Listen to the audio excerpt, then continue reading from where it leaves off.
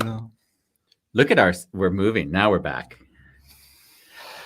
Take it all in, Bumbo. I did not know that. What's his name? Kevin Kopjak. Kevin Kopjak is actually related to you. He's related. So we're having another family reunion, guys. Family reunion, high school reunion, college reunion. You've been through my entire history. I'm still waiting for people from your past. We had one or two people from your past to come on. I'll just bring a few drug addicts. Exactly. We would be good to have a show with a drug addict or two just to have that experience. Today we are on with Kevin Kopjak. We're going to talk about him having met his birth mother at the age of 40. And we're going to do that on? A wonderful. I like how we both try to control each other and we're going to do that on. A wonderful chaos.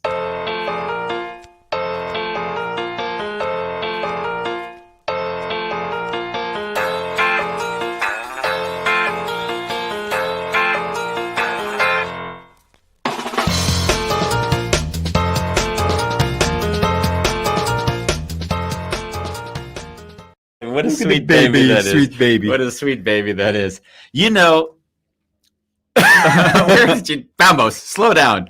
One of my earliest childhood memories is seeing Kevin as a baby. So I remember seeing Kevin, our guest, as a little baby. How old were you? I don't know. Say I would have been, because I don't know. I'm tracing him. I'm maybe 7 years ahead of him. So I was 7. Let's say, I guess about 7 years old. I remember driving up in the station wagon, the house. I can just barely kind of remember coming in the evening, and there was little Kevin. Okay. He just came out of nowhere. Well, he came out of the mother who he then met 40 years later. So I thought because Kevin published his experience of meeting his birth mom at 40 on Facebook. And it was really, from an outside perspective, quite incredible to see. And help me understand. Yeah. His birth mom was your mother's sister? Yeah, Kathy. Okay. Basically, in like my mom's sisters, because mom had a lot of sisters. I always can't remember if it's 12 or 13 brothers and sisters altogether. But let's say from those, I think there were 3 boys and the rest were girls. Okay. So Kathy was the sister that I was certainly closest with. Okay. Of the sisters, and his mom also. But if there's any other sisters watching this, no offense. They will be.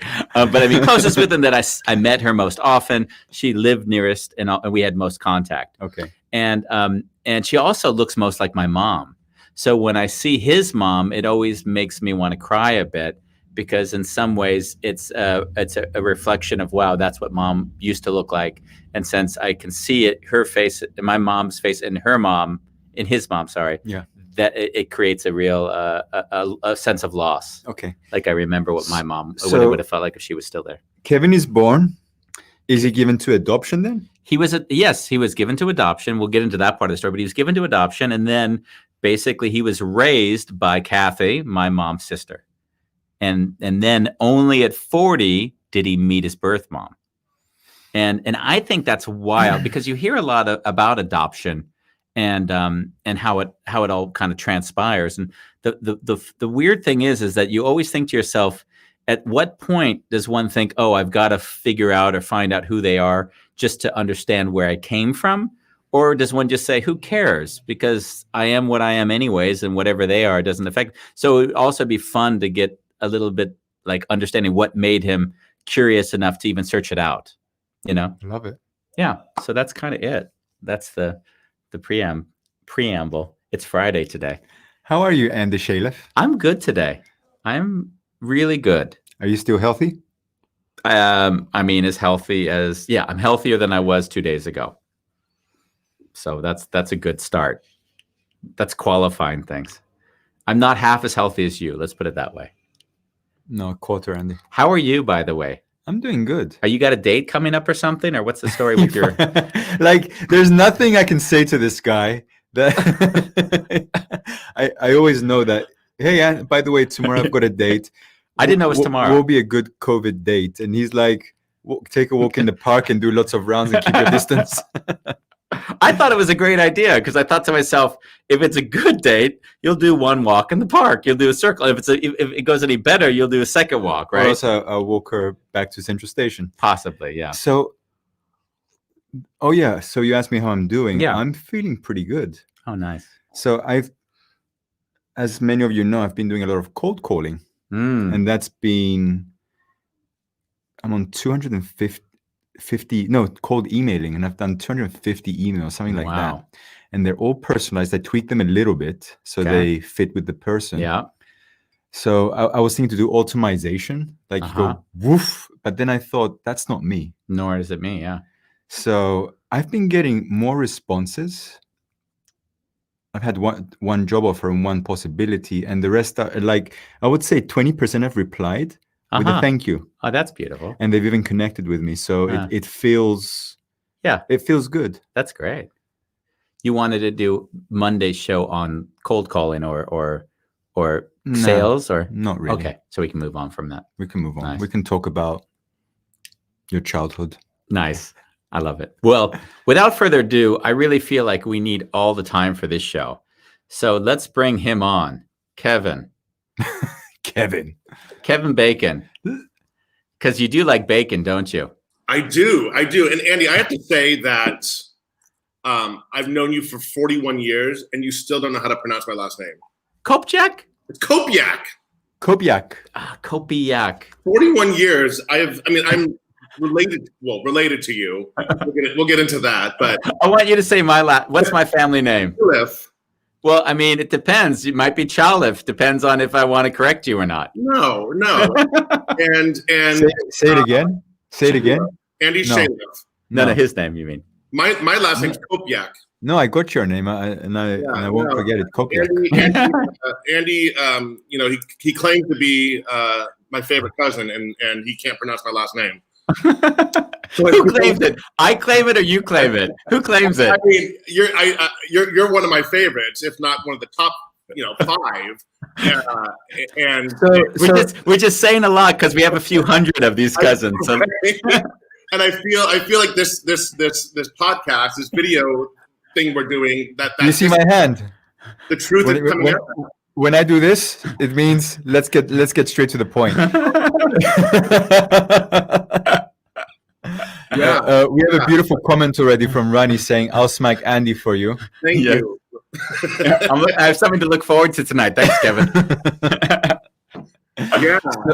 I've known you a long time, Andy. It's yeah. You're one of the few people I can say I've known you since birth. When I was actually that young. Yeah, for sure.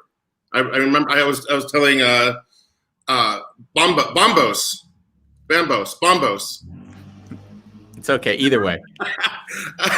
I was saying that we've had many fond memories of family reunions, and it's been a. He likes how you poke people and how he gives it back to you. Really, I don't poke people. What are you talking about? Well, how you prod. Okay, prod may be better description. And you challenge, and I love giving it back to you when I. Have I ever challenged you? You always challenge me. In what way? Give me one story that I challenged you. Like I will tell you something, and you will. I will tell you a story about something happening in my life, and you will challenge me back, and question. What makes you say that? what I'm saying to you, and then it makes me think. Okay, maybe I'm crazy. Then I'm the crazy one here. Maybe I'm crazy, and then I'm like, oh no, Andy's the crazy one. Always trust that I'm the crazy one. The best story that I can remember, and I asked you if it'd be okay, was when I went to your house. You were 16 years old. You weren't out of the closet yet. For anyone viewing the show, Kevin Kopjak, thank you. Kopjak is gay. He is gay by definition. What are the pronouns you're using? He, him, his. He, him, his. He is gay. And of course, I was aware of this much earlier than probably a lot of the others, but I went to your house. Your mom was watching, Kathy. So hi, Kathy, out there.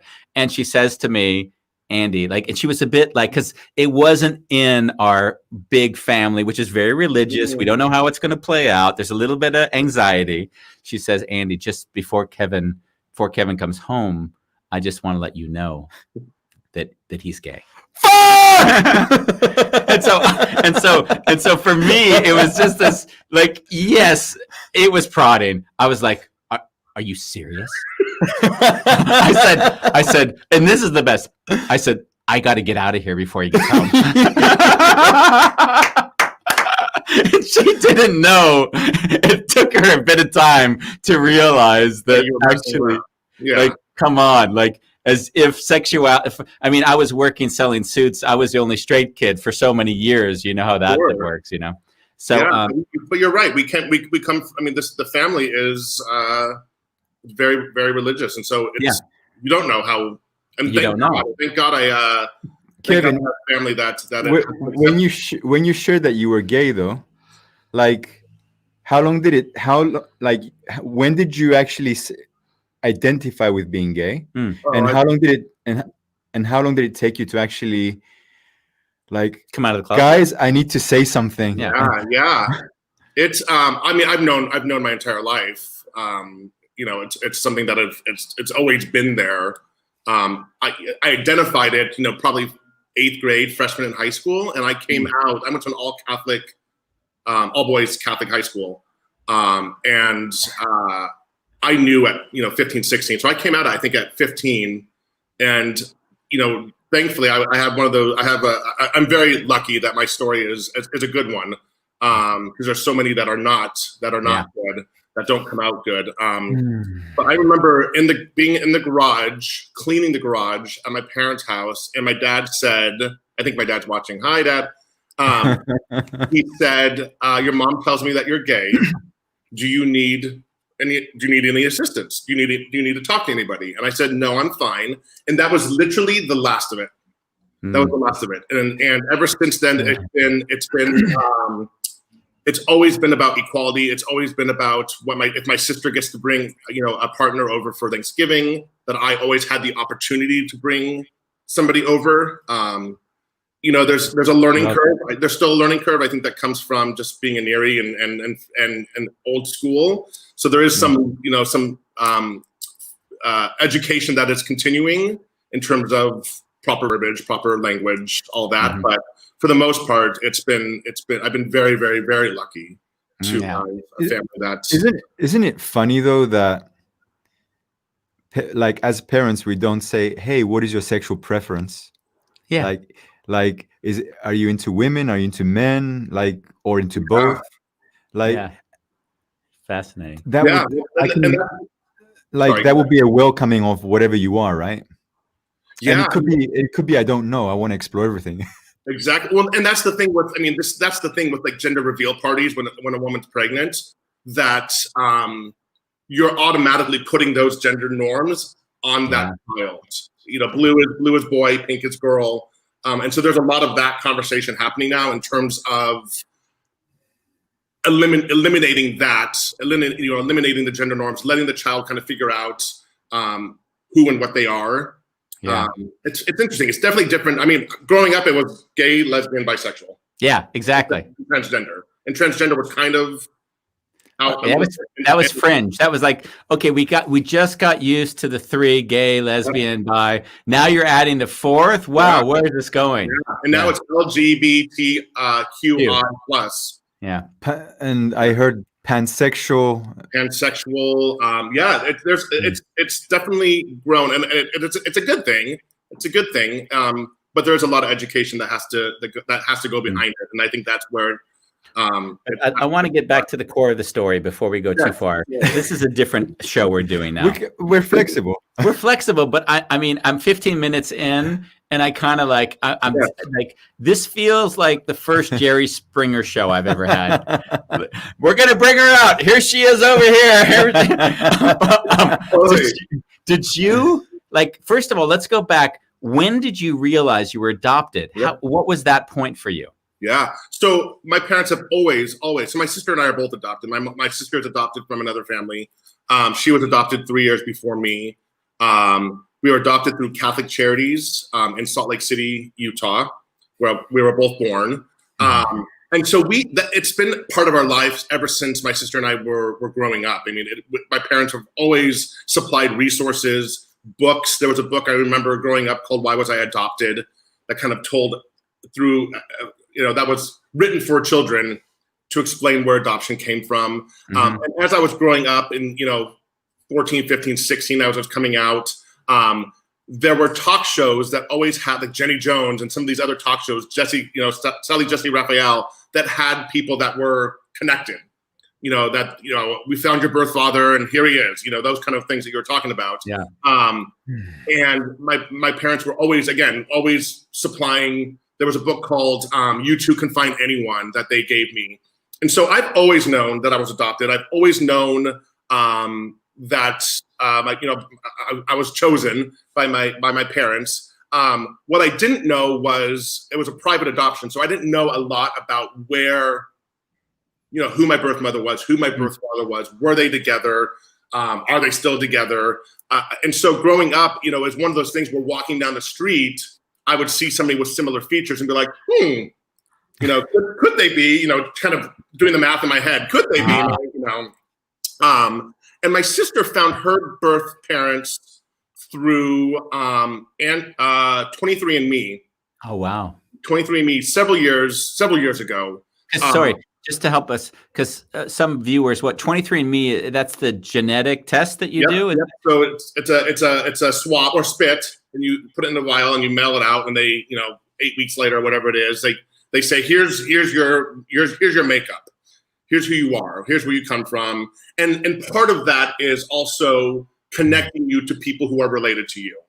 Wow. And so think about how many men may not have known that they had children, and through taking this swab, all of a sudden they Yeah, well, I think we'll definitely get into that, I think, because of my birth father, who I also found through this process. I've never met him. We've talked online a little bit, but it's definitely a secret as far as his family knowing about me. Wow. They don't know about me. But I did 23andMe as well and came up with nothing. But hold on. When you did 23andMe, did you actually have sort of slight intention or definite intention to find these people? Absolutely, yeah. Because I was told that I was Lebanese and Swedish. Half that my mother was Lebanese, my father was Swedish, blonde hair, blue eyed, and that my mother again was Lebanese. And I believe the thing that I have is that she was 20 years old. Okay. So yes, there was always the intention of being connected, and those results came back. Turned out that I was actually not Swedish, and that I was more Ashkenazi Jew, and so I did learn some stuff through that. Just sorry, just because this is weird. Fine. This sounds so. When you go and do the 23andMe test, when you get it, it's kind of got to be an intense moment for you. Yeah, I think so. Because there's always that possibility that 8 weeks later it's like here's your life. Yeah. And so that definitely. But I think that I didn't do 23andMe until about 35. Yeah. How old are you now, Kevin? I'm 41 now. You're 41. Almost 42. Yeah. So it's only been about 7 years. You're actually speaking way too fast. Sorry. And what are you saying? Give me a second. Hey, there's so you Andy. got too much light on your face. You're like I'm feeling a pain in my heart, like getting those results. I'm still there. Yeah, me too. Like, were you alone in that moment? I mean, you're not really. It's one of those things where it's like they just email you. They don't say, "Hey, your results are coming on this time at this date." Have someone present to console you. It's not like that at all. It's like, here's your results, and it's like, here's everything about you. Yeah. But mine came back. It was kind of lackluster. I mean, yes, I figured out who I was in terms of my on my father's side, and it kind of confirmed that I was Lebanese. But other than that, I didn't really get much information in terms. I didn't get any connections. I wasn't connected to anybody.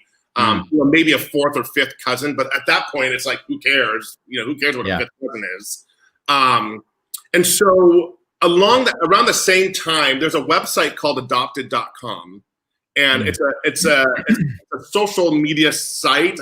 Social media is kind of a loose term where you put in what you know, and through algorithms, it connects you to people who may be connected to you. Wow. So I wrote out what I knew and submitted it, and I got connected to one person out of all the people on there, and it was a father looking for his son, who was born on the same day as me, same year as me in Utah. But within 5 minutes, we realized that it wasn't a fit. Yeah. And I kind of forgot about the site. I just left it there, and just my profile was up, and I forgot about it. I didn't think anything else about it. And at that point, I was kind of coming to the conclusion that maybe I won't find my birth mom and my birth dad. So about 3 years later, my mom bought me Ancestry, which is similar to 23andMe, but I find that it has a little bit more depth in terms of what you learn about your history. You can search archives of newspapers and death record. It's a pretty cool site. There's some really fun. I found some really fun stuff about my dad on there, and it's pretty cool. And so again, it's a swab. You send it in. You wait 8 weeks, and I was waiting for the results, and it was a Tuesday night. I believe it was a Tuesday night.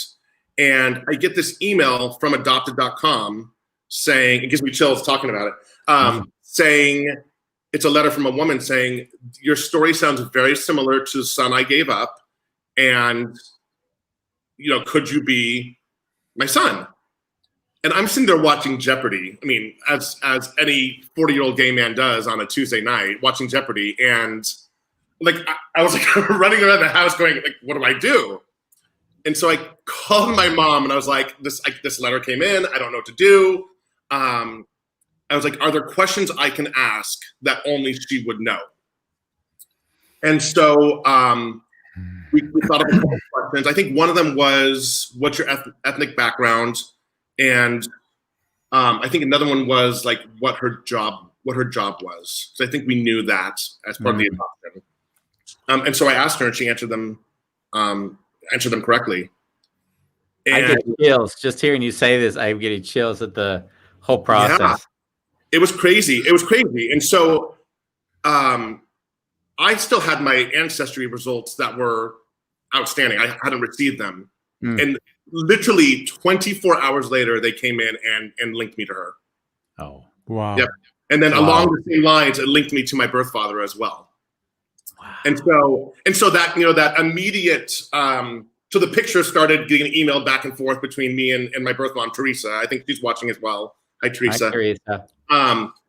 The photos started going back and forth, and there was no denying. I mean, there was no denying that I was her son. I mean, she sent me photos of her brothers, and they're 100%. I mean, her brothers at my age right now are a spitting image. Yeah, I saw the pictures you posted on Facebook, and it freaked me out. Wow. There's no denying. Yeah. But it was fun because she sent me photos of her when she was pregnant with me. I have two half siblings, Anna and Phil, who Phil and I look very much alike as well. We have the same, very similar features. And so seeing those kids growing up when they were younger as well, it was exciting. It was crazy. And so we just, and so that kind of started. Help me, so when that happens, tell me what the feeling is like. Tell me really, what is it that goes on inside of you when this moment that you didn't know if it was going to happen or not happen, it happens. So what happens to you? Yeah, it's a mix of emotions. It's excitement. It's a major chapter that's opened and closed. I mean, it's like 40 years of not knowing. That chapter closes and this whole other chapter opens. It's a whirlwind. It's terrifying. It's exciting. It's a lot to take in. It's a lot to come to terms with. I mean, it's hearing the stories. It's the story of my birth mom and why she gave me up.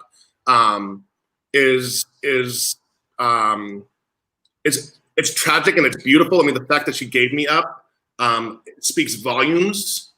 to her character. The fact that there was so much love for me that she made the ultimate sacrifice. I mean, that's a huge thing. I don't know if I could do that. I mean, you look at, you know, adopting a cat and like having to like give it up or, you know, give it away or something because you're moving, and that's a huge thing.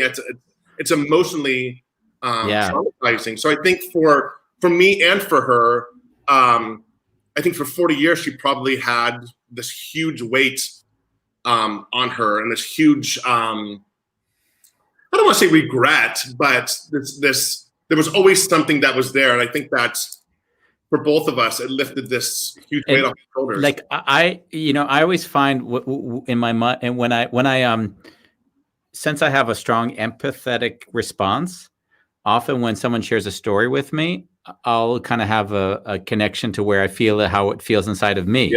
Yeah. So you haven't shared this yet, but I feel when I have this moment, like all confusion, like go to my frontal lobe. Like, what does this mean? I don't know. Like, how does it impact? I see a beautiful question came in from Ronnie right now. Like, one of the questions was like, how was it for your mom when you found your birth parents? Like how, like all of that, like how was that for her even? Yeah.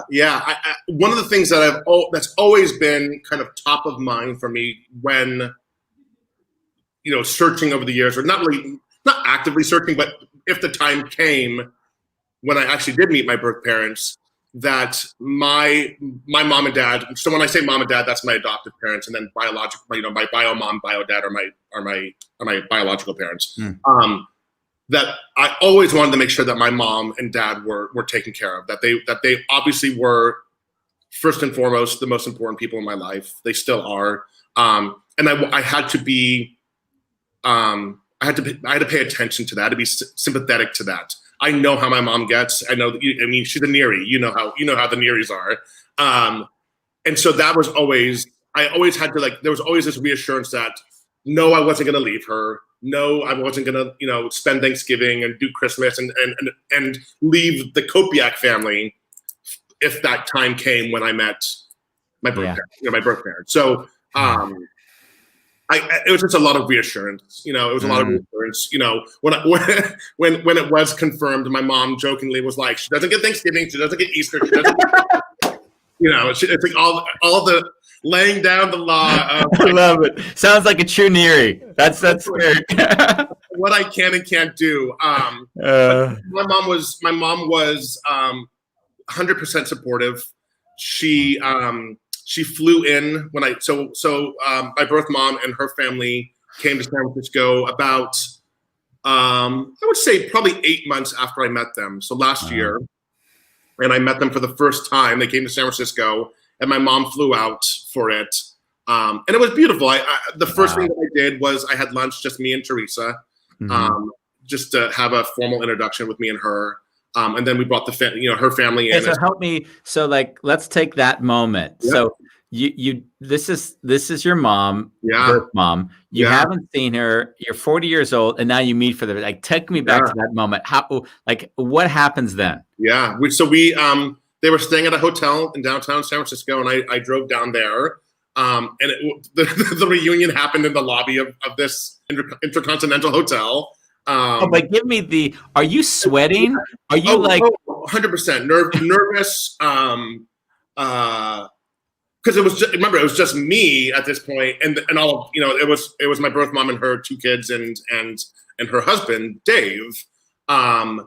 And yeah, it was beautiful. I mean, it was a beautiful moment. It was a lot of hugging. It was a lot of nerves, anxiety, and I'm an anxious person already. So like, you know, I get into my head, and then I go down that spiral, you know, of doom of everything. You know, everything's a doom. Yeah, it was really beautiful. We took photos, and did you feel like, because this is something I don't know, so it's curious for me, like the fact that she is your birth mom, right? It's a psychological in your brain, like this is the woman who gave birth to me. So when you meet and connect with her for the first time, like how does it feel for you? Because in some ways you don't know this woman at all, and yet she's in weird way so critical to your life. Yeah. I mean, I think the biggest thing is that I saw the resemblance. Like I saw myself, and that's for the first time in 40 years. I mean, people say I look like my mom and dad. We have a similar, we're built, we're thicker people. So there's people always thought that nobody ever questioned that I was adopted. Unlike my sister, who's blonde hair, blue eyed, and looks nothing like my mom, dad, and I. But to see somebody who has a similar nose, the similar eyes, is it's an amazing feeling to see somebody who looks like you. But yeah, it's a whirlwind. It's a lot to take in. One thing that my one rule was that, or not one rule, my one piece of advice to myself was I always held the reins. And so if it was too much, I was always able to take a step back and say, okay, let's look down a little bit, because at that time, photos were coming in and conversations, and there was a lot to take in, 40 years of life to take in. And so I always had control. I always felt like I was in control. Yeah. I always looked at this as icing on the cake, that I had two amazing parents who are still married, who are still, I talk to every day. And so this was icing on the cake for me. This was a new chapter. This was a new relationship. This wasn't, there are people who are adopted who meeting a birth mom is what they need to complete their life. Yeah. And it was definitely a completion of my life. It wasn't the one thing that would make my life whole. It's been an amazing experience. I have loved every minute of it. But there are people who this is the one thing. Yeah, I'm hearing the difference is that someone needs it in order to feel like their life is complete. You just had it as an extension. Correct. Kevin, what kind of questions did you have, like your whole life, that when you had the opportunity, what was really the thing that you needed to ask, which was scary, just to ground yourself? Yeah, that's a great question. I mean, the big thing was my health, my health. And because 40 years of going to the doctor, the first question is, does cancer run in your family? Does this run in your family? And I never knew. It doesn't make sense to say what my adopted parent, whether it ran in their family, because I wasn't blood related. So I never knew how to answer that. I would always say, I'm adopted, I don't know. Wow. And so that was a huge piece for me, was learning about, were there any diseases that ran in the family? And that was one of the key reasons why I also reached out to my birth father. And that's a whole nother episode, but long story short, he is not interested in having a relationship with me. And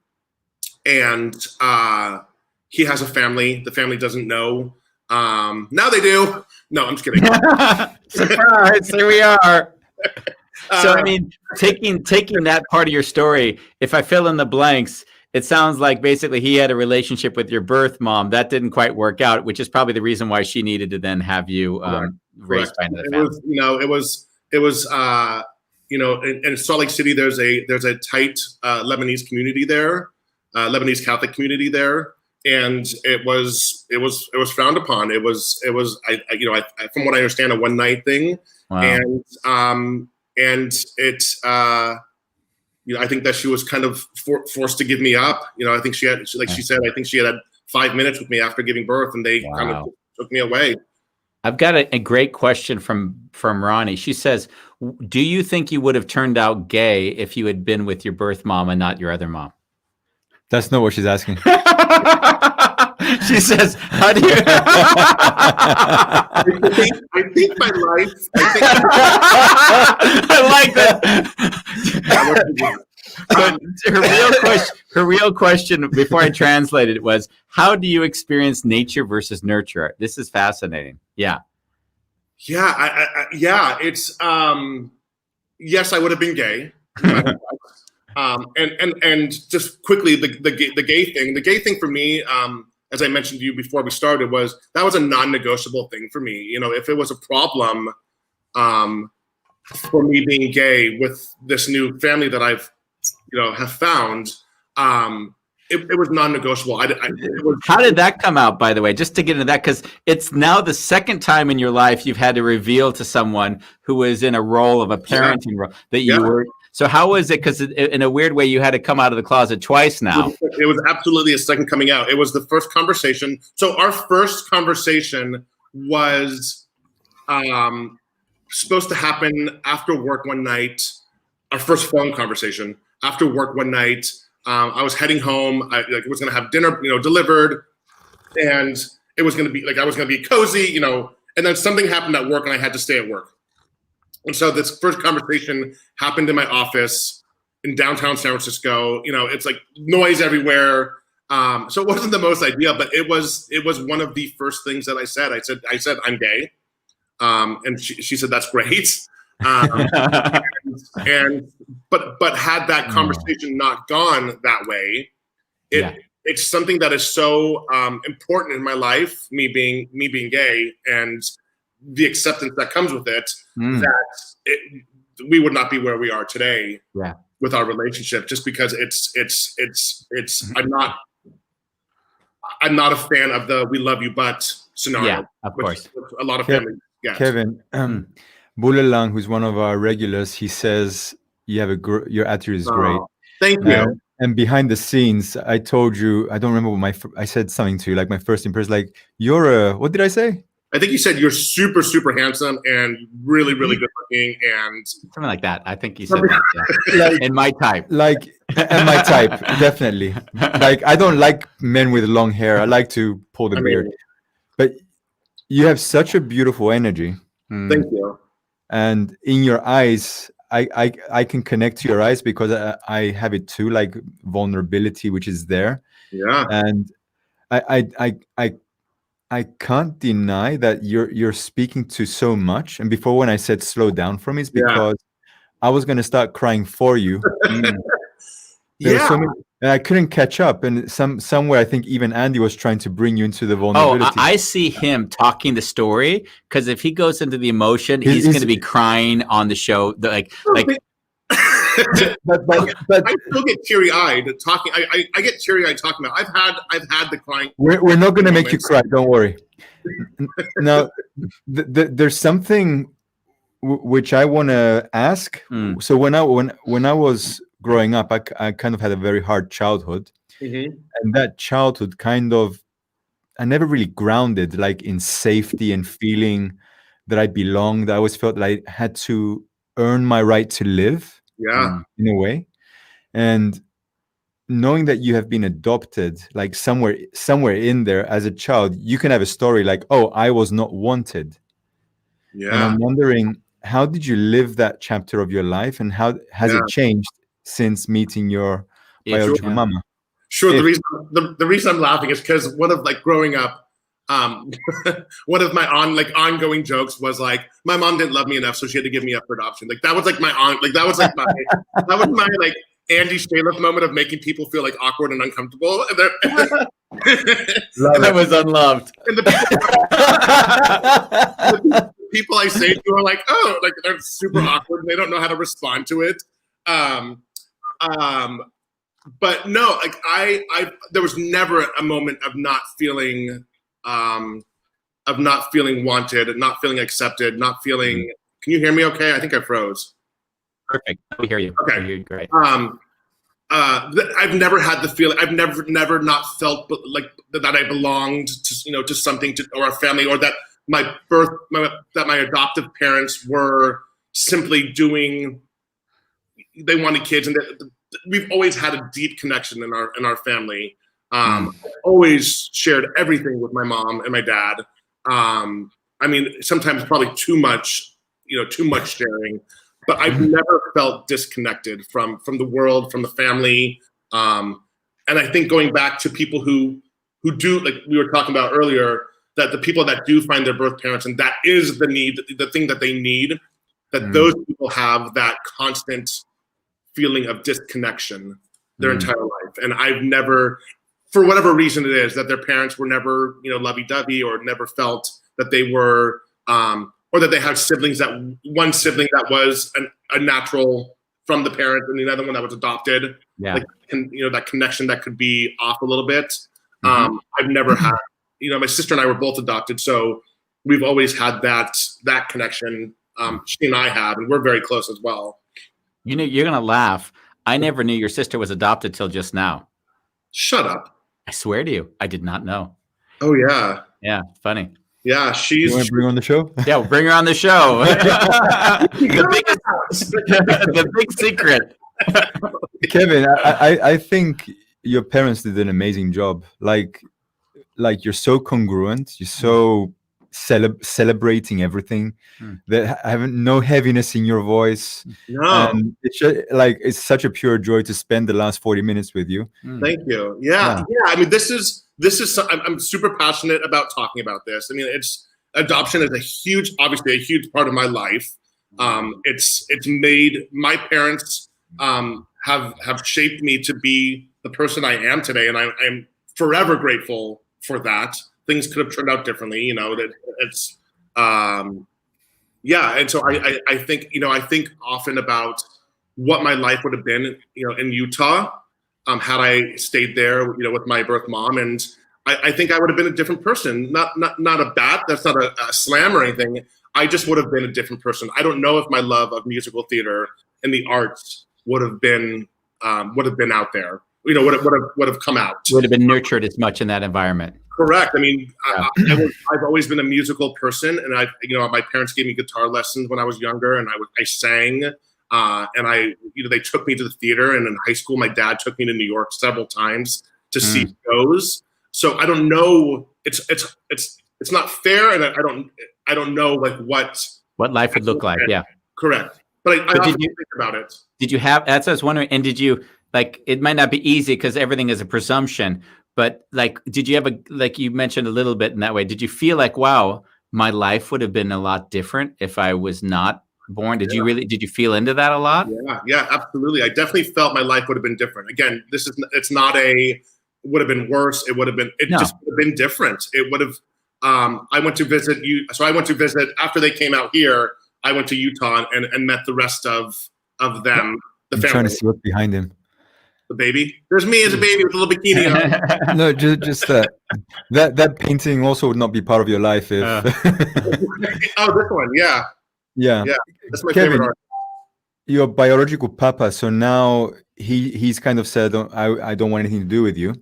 How did that land for you? Yeah. Well, and have you made peace with that, or was it something you had to make peace with? Well, I mean, let's get something clear. By the way, it's a fucking intense situation. Yeah. Just your short description of it. Do you get the dynamic? Yeah. It's intense. Yeah.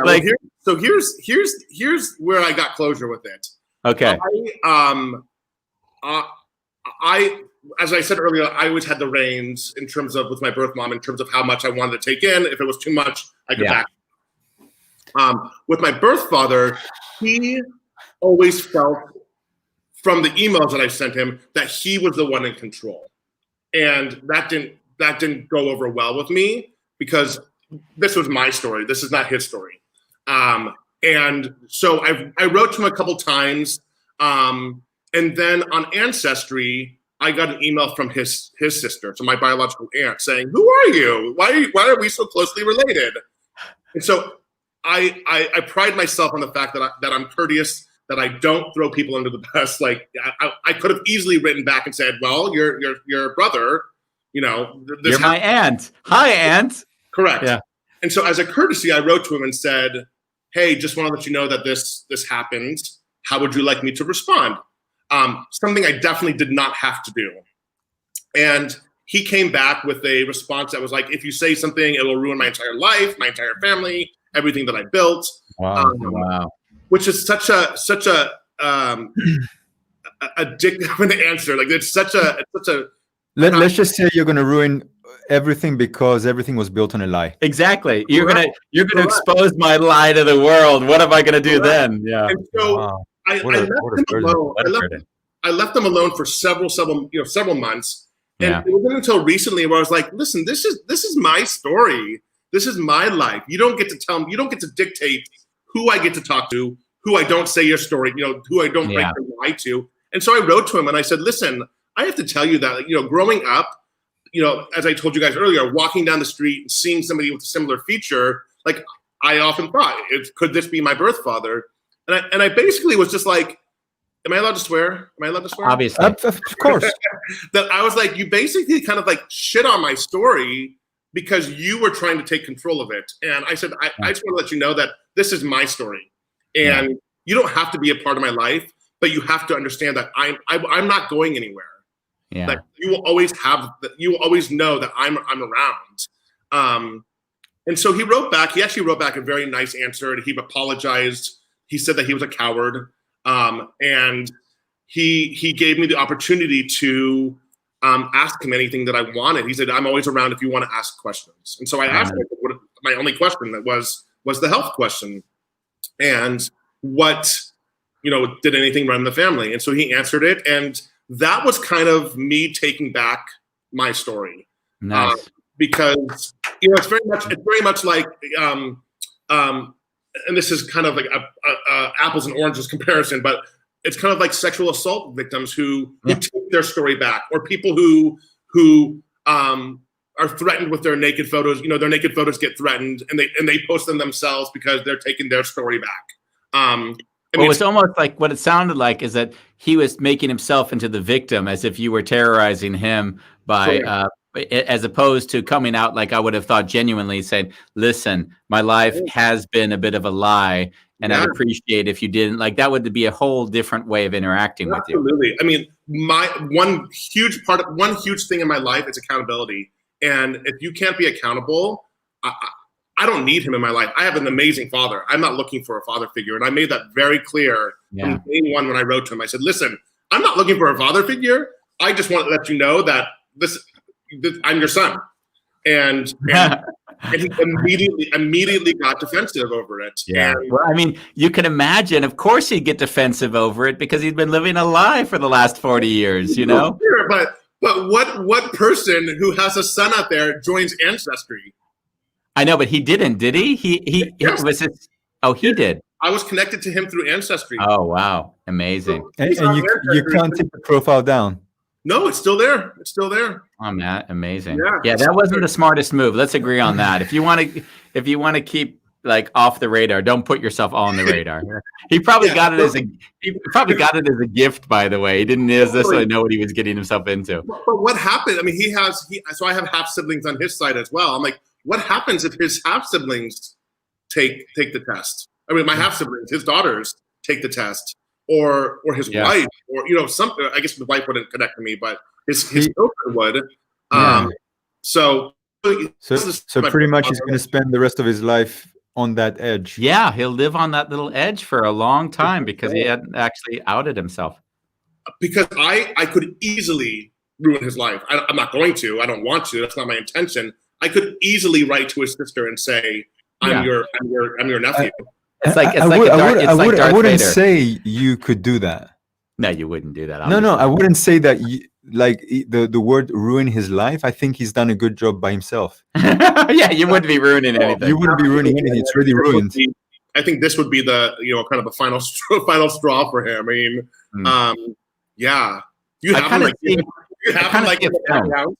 I kind of see the film where like it's a cross-country journey, and then there's that one meeting at the door. Who are you? Yeah. He pushes you outside so you can have your talk. What are you doing here? It's definitely a Hollywood movie. Jesus. Do you have him in the background? Is he coming out? Like, Here he is. God, I can't even speak. 1 second, everybody. Thank you, Bambos. Have some tea, Andy. Bolalong says again, I'm a big fan of Ancestry, irrespective of what it may reveal. Yeah, absolutely. I mean, it's one of those things, again, like we were talking about with 23andMe, where you just get your results. They just come in. And had my birth mother, Teresa, not written to me the night before, that would have been the first time that I would have known that she was out there, that I was connected to her. So that, it could be a scary thing to to get that immediate change of life, immediate change of life. Whole nother family, whole nother history, whole nother story. So yeah, it's a great tool. But it can be powerful. Yeah, and that's kind of interesting because like one of those jokes, those well-worn jokes that I'll always do whenever you're like asked, do you have any children? And I'll always say, not as far as I know. Yeah. But actually with ancestry, you really will figure that out pretty quick. Oh, I'm sure that people's lives have been ruined through that. I mean, it's powerful. But you can only find it out if you take the test. Yeah. But also if they take the test. Yeah. Correct. Both of you have to or an intermediary who then connects you into it. So it's a little bit of a network. Once you hit the network. Aunts, because I've been connected to my birth mom, my birth dad, my birth aunt on my dad's side, my birth aunt on my mom's side, my birth mom's children, Phil and Anna, and a couple other people. And all through ancestry. How was it when your birth mom and your mom met? Like, how was that? It was beautiful. I mean, it was really one of those picture perfect moments. I mean, it was the embrace and the hugging and the crying and the thank yous, the gratitude on both sides. I mean, it was my mom thanking her for allowing her to have children, and my birth mom thanking her for taking care of her child. And so it was really beautiful. We had a really great weekend. I have this really amazing photo of them two hugging. That's super powerful. Like, it's a really powerful photo for me that I have always available. And it was amazing. It was amazing. Yeah. Like, I had the experience. My dad left when I was 15, and I found him when I was 30, and then he died 2 months later. Oh, wow. And then I went to his funeral. So I flew back to Cyprus because his sister kind of was very close to me when I was growing up. Yeah. So I went there, and at his funeral, I discovered I had 3 brothers and sisters from one woman from Africa and a Filipino little brother. So all of a sudden I'm there, and it's a reunion instead of a funeral. And I didn't really know my father. I just went and I saw this body, and I started to hear stories about him. Like, the whole family didn't recognize me at the funeral because when my dad left, I was not allowed to see them anymore. Wow. And so when I showed up at the funeral and I had to go and give my condolences, a man says to me, "Who are you?" And then my aunt said, "It's his son." So it was really emotional because all of a sudden they were trying to put me in that line. Yeah. But I discovered so much about my father, like the good stuff that I never really heard about him. Sure. Sure. And I'm wondering, what were some of the stories that you got when you met your family just now? Yeah. I mean, one of the biggest things that kind of made the most sense was my birth mom and her family, like her sisters and her brothers, they're a musical family, which is like exactly what I am. I mean, I grew up with music and theater and singing and all that, and they're a musical family. They perform in a Lebanese family band at the Lebanese festival in Utah, and so that was like the biggest, probably one of the biggest moments for me, just because it made sense. It was like the perfect, the missing piece was kind of like that musical. That's where I got it from. It's in your DNA. It's in my DNA. Yeah. And so, but hearing stories about, growing up, my mom growing up, my birth mom growing up, were exciting and interesting. But the music part of it was the one that kind of stuck with me the most. And anybody I tell the story to, they're like, "Oh my God, of course they're a musical family." Like, that it's what you do. It's what you've dedicated your entire life to are the arts. Were there any behaviors that you exhibit that you discovered that parts of your biological family also exhibit? You're like, "Oh my God, you do that too!" Like, did anyone have a similar laugh to yours or anything where you're like, "Wow, we really are similar in that way"?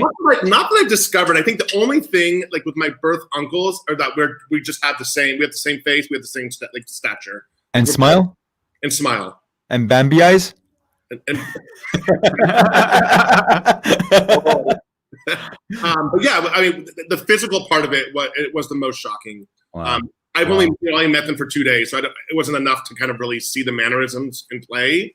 But I was going to say that one of the I think the proudest things about all of this that have come out is that I have friends that are adopted, friends who are scared to search for their birth parents for one reason or another. And so I remember having dinner with one of my buddies, and I told him about adopted.com. He's like, I kind of want to meet my birth mom. I kind of don't.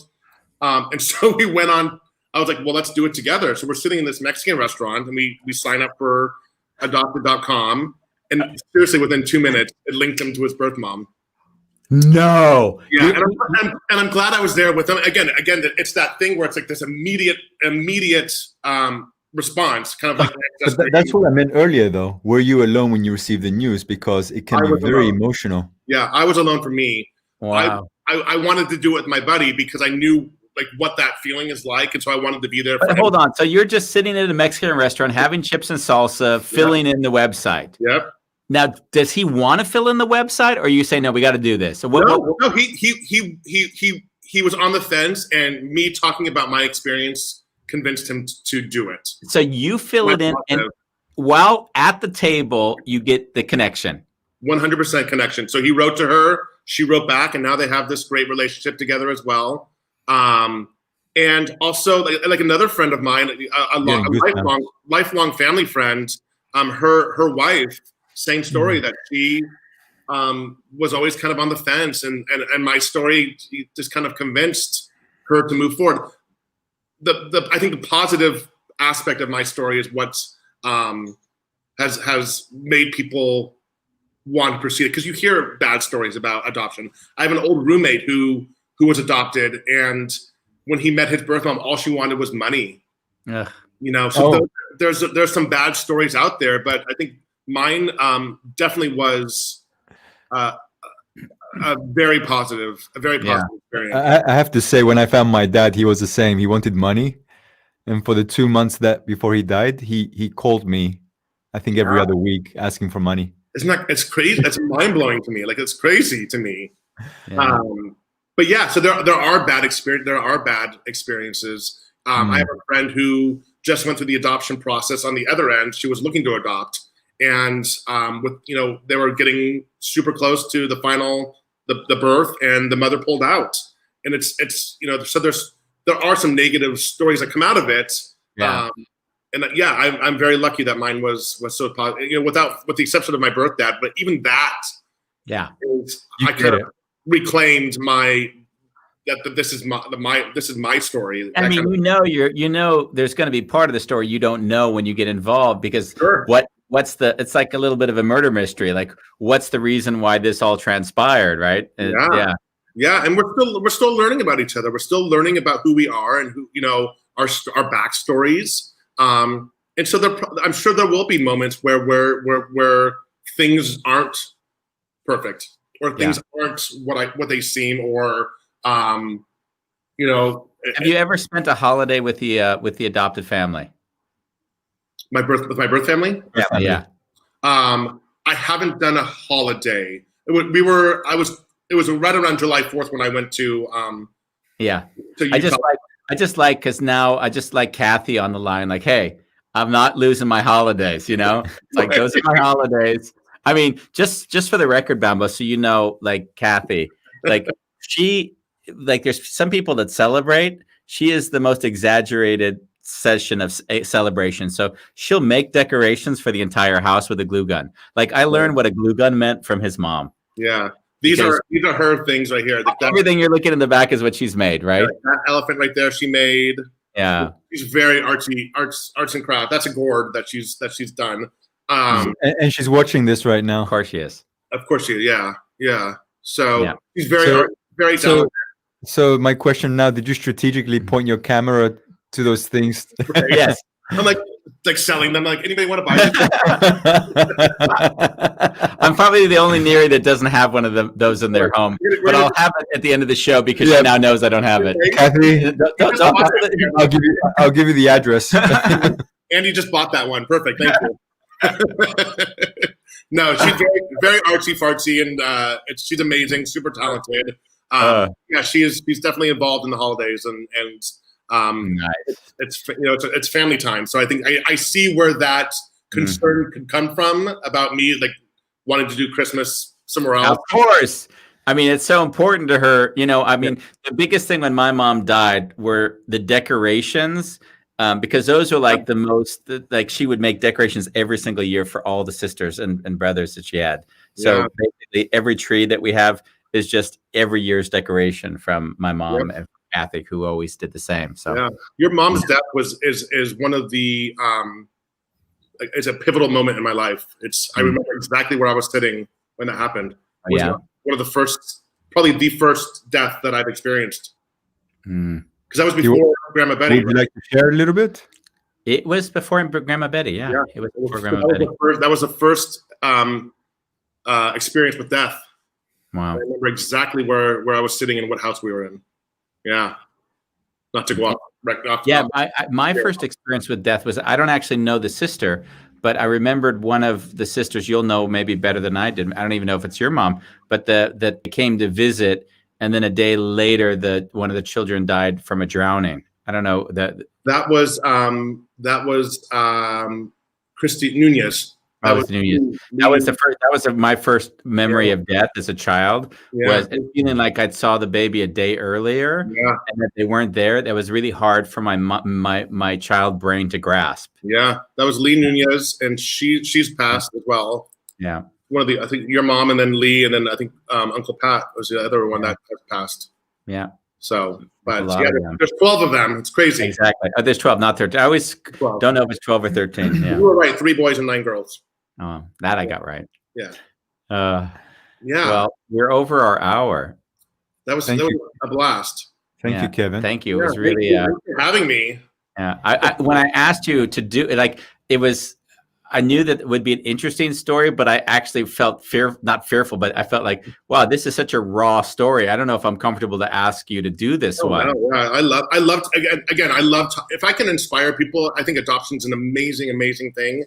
And if I can inspire somebody to either consider adoption or to find their birth parents, my story again was a good one. There are bad ones, but I think that you make it what it is, and again, I hold the reins, I hold control of the story, and that's what people need to remember, that we hold the story. Yeah, so, beautiful. Yeah, Ronnie is sharing. This is very inspiring, and Juliet in the UK is also joining us. She's a friend, also sharing that she enjoyed being. Bolalang shared a few things earlier on that we didn't get to. I love that. But he's in South Africa. He says, Andy, does Kevin remember the first time you saw him as a baby? I don't. I think that 89 reunion was when that was the most memorable. I would like to ask a different question. Is there any time you have not seen me as a baby? You've always been one of my favorites. Always been one of my favorites. Yeah. Always one of my of the 100 or so nieces and nephews. You have a big family now, right? Yeah, family. Yeah, that's pretty good odds if you're like in the top 5 or top 3. Top 5. Yeah. I mean, I've got Cameron on my list as well. He's one of my he Cameron, was also on the show. Your brother's one of my faves, and nice. Yeah. Thank you. Perfect. Thanks, guys. That was fun. Yeah, it was really great to be with you. Thank you for being with us. Hope to talk to you guys again soon. Yeah, we'll pick another topic. Show tunes. Bambos love show tunes. That's 2 hours. We'll do 2 hour special. I was gonna say that'll be just you and me going through show tunes. Bambos will be on the sofa killing me, killing me softly. Exactly. All right, you guys. Love you. Bye. That was nice. Yeah, I was really excited about that show. Yeah, now I understand why. Yeah, you didn't reveal that part. Well, I mean, the story alone was interesting, wasn't it? Yeah, but still, the fact that it's family. Okay, it adds another dimension for you. Yeah. Yeah. Well, yeah. I've had a few. I had a funny story of somebody who I know in Amsterdam, and they heard a whiff of a rumor that they had a sister that didn't even know that they had the same father. So he without saying anything, invited this person out for dinner, and then sort of didn't tell her that they were brother and sister, but just to meet randomly. Says, "Hey, our parents are friends. Why don't we meet?" And I mean, it was kind of obvious on some level because she had Asian characteristics, and her parents weren't Asian, so there must have been some doubt. But she found out that they were brother and sister. Wow. And that was such a big deal for her that it created trauma in the family. So these stories of not knowing even who your real mother or father was, because in this case it was someone who was unaware of that, like that's out there. Yeah, it's not so strange for this to happen. Can you imagine? You're 50 years old and you realize for the first time that your father or mother isn't really your father or mother. That's got to be a crazy realization. I need to sit with that. All the ideas you had of yourself, whatever the projections were that you assumed, and then all of a sudden realizing that whatever your foundation is just isn't there. Yeah. Amazing. Yeah. So I don't have everything on. Yeah. Well, next week we've got 5 more shows. That's what we know. Every day, 5:00. Every day, guys, we're here, 5:00. And if you're not, we decided to ask people, if you're watching, please like and follow us. We've only done 134 shows and never asked anyone to like it. Like, I watch other videos, I'm like, everyone at the end of their show says, hey, like and follow us. And something that you guys might not be aware, we have a professional who is editing these videos and is making a podcast out of it. Yeah, so he's literally cuts out anything that isn't interesting, at least from his perspective, into a 45-minute segment. So it's really all of these shows condensed into the best parts. Yeah. And you can listen to it on Spotify, iTunes, iPod, etc. So Andy, Bambos. Say have a nice weekend, Andy. Have a nice weekend, Andy. and we're gonna see you next week on A Wonderful Chaos. Always like it that way.